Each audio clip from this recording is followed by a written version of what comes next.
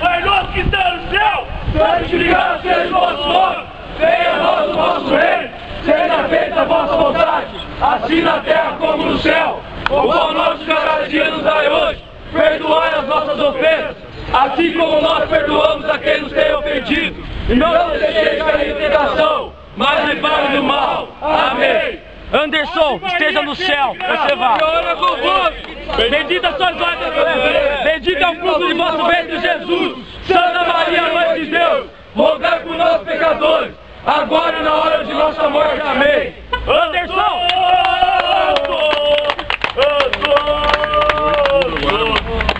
Que Deus olhe por você e olhe por nós também. Você tá com nós, irmão. Não vai ficar assim, Aí, irmão. isso aí sirva de lição pra todo mundo. Que isso aí sirva de lição pra todo mundo. Torcida não é Gordolândia, velho. Torcida organizada, todo mundo gosta, todo mundo curte. Mas jamais, isso aí eu falo, muitos vão me xingar, mas torcida organizada não vale a vida de ninguém. Não vale a vida de ninguém. Torcida organizada é curtição e alegria. A morte, jamais vamos aceitar. Ninguém aceita a morte, ainda mais um ente querido como foi o Anderson. Então, galera, mão na consciência.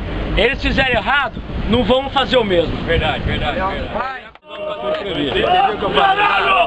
Jogar enfim, Caralho! Nós não vamos jogar. Parabéns, é verdade. Parabéns pela sua entrevista. Vamos jogar, vamos trocar ideia junto com você. Segunda-feira eu vou na federação. Eu já falei com o Coronel Marinho também. Mingó, tem que ter ficar impune.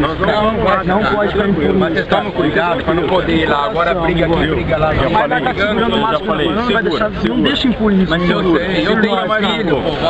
Eu sei, Mingó, eu sei. Você conheceu ele. Eu falei pra ele hoje, pelo amor de Deus. Um cara vai chegar. Mingó, se tinha um cara que era unânime na torcida, tipo assim, nós sabe que nós temos as molecadas que gostam de brigar, que gostam das palhaçadas, nós não, também, tipo, nós tenta falar pra eles.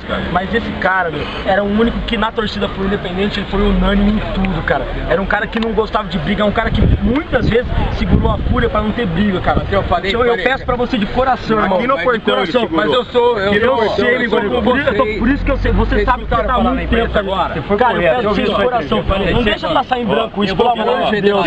Pelo amor de Deus. O que eles fizeram não existe. O que eles fizeram não é coisa de ser humano, cara. Eles judiaram do menino nosso no chão. Segunda-feira.